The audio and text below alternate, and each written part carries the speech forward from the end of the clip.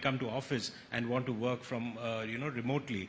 There is also this need, like we just discussed, of people also having an interaction. So both the needs actually, there are surveys which have actually come out with these findings that both these things coexist. So while I may want to work remotely, I also want that physical interaction with my colleague. How does technology take care of this?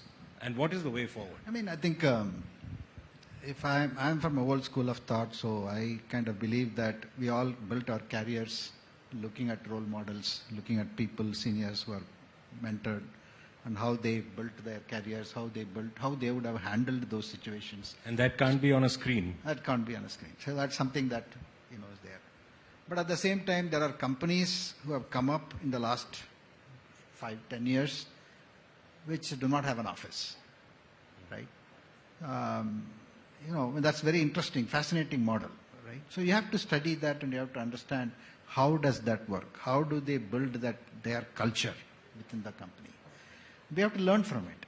And we have to probably, in our situation, we have to, ours is a highly people-intensive business. So in that sense that the truth is probably somewhere in the middle and probably it's in the reverse, right? So we have to learn there. I don't have an answer for this, but we are moving into a model where people have to be physically show up at least 25% of our time. And that's important for us, at least for the current school of thought, right? Unless and until, we are also looking at how do we break the company into several small companies. And there are potentially this type of businesses that we are doing completely remotely, they can work. This type of businesses where I'm going to work for Reserve Bank of India or State Bank of India, they would need these people to be there on this side. So, it's a mix and match that we'll have to do, but certainly we have to go through a learning from the companies who are 100% remote, established as 100% remote in the last 4 years, and how they are building their products, how they are building their services, what kind of culture that they are building, what is the employee satisfaction there, how the employees are able to relate to each other. These are big questions that we have to learn. So far, what has been your experience on this front?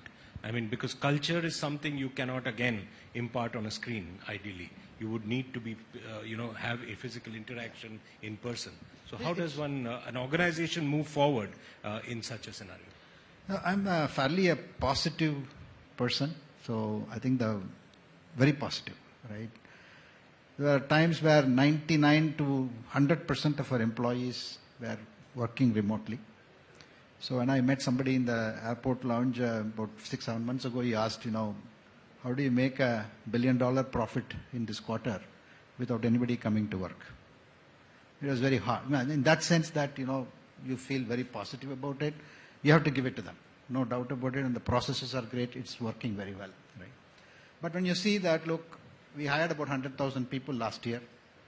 About 25,000 of them joined TCS remotely, working remotely without even taking the ID card, without seeing a TCS office, have also chosen to leave this year, right? In like such of another job, right?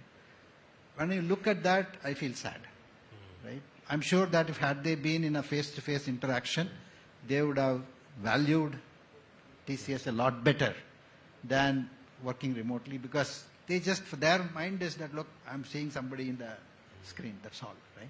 Very true.